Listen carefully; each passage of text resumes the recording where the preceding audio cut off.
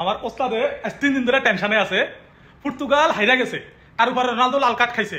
ওনার মাথায় 2 দিন ধরে ঘুম নাই যে পর্তুগাল যদি কোয়ালিফাই না করতে পারে তাহলে রোনালদো এবার ওয়ার্ল্ড কাপ খেলতে পারবো না। এখন আজকে খুশি নি ভাই, রোনালদো যে পর্তুগাল জিতছে, আপনার কি মনে হয় এবার ওয়ার্ল্ড কাপটা নিতে পারবো নি? করতে পারে, যাইতে পারে ইনশাআল্লাহ। কারণ রোনালদো লাস্ট ওয়ার্ল্ড কাপ কিন্তু এটা 2026 এর লাস্ট ওয়ার্ল্ড কাপ, মেসির লাস্ট ওয়ার্ল্ড কাপ, রোনালদোর লাস্ট ওয়ার্ল্ড কাপ, নেইমারের লাস্ট ওয়ার্ল্ড কাপ।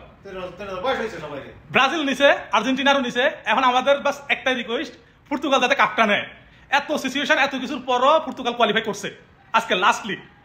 মানে কি কম আজকে মানে খুশি ঠিকানা নাই। এই সব ওস্তাদ আমার আজকে বিরিয়ানি খাওয়াইছে দোকান দিয়া। কি অবস্থা ওস্তাদ? হ্যাঁ কি আমরা কি মনে হয় রোনালদো কি এবার কাপটা নিতে পারবো নি? মেসি একটা কাপ নিছে অলরেডি, তারপরে এখন শুধু বাকি রোনালদোর হাতের একটা কাপ।